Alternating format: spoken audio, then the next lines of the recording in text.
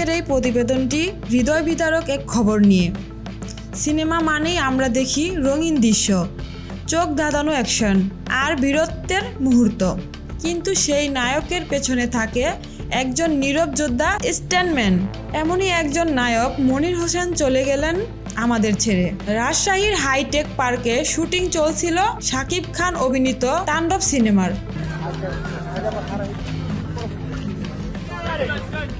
শনিবার দুপুরে অ্যাকশন দৃশ্যের শুট শেষে সহকর্মীদের সঙ্গে স্বাভাবিক ছিলেন মনির, কিন্তু কিছুক্ষণ পর হঠাৎ মাথা ঘোরা শুরু হয়, এরপর বমি। তাকে দ্রুত হাসপাতালে নেওয়া হলেও ডাক্তাররা জানান তিনি আর নেই। চিকিৎসকদের ধারণা এটি ছিল স্ট্রোকজনিত মৃত্যু। মনির হোসেন ছিলেন নারায়ণগঞ্জ জেলার বাসিন্দা।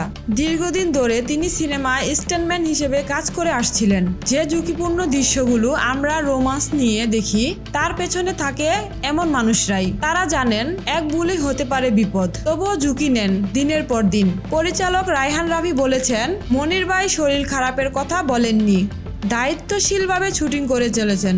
তার এমন বিদায় আমরা কল্পনাও করিনি। ঘটনার পরই সিনেমার শুটিং স্থগিত করা হয়।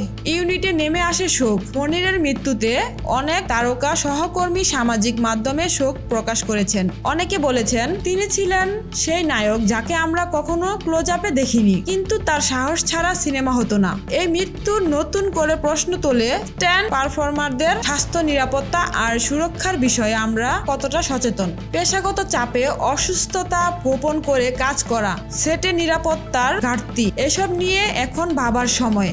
মনির হোসেন হয়তো আর নেই, কিন্তু তিনি রেখে গেলেন এক কঠিন বাস্তবতা। আমরা তাকে স্মরণ করি শ্রদ্ধা আর কৃতজ্ঞতায়। তার আত্মার শান্তি কামনা করি। সুইটি আক্তার, বিপিসি।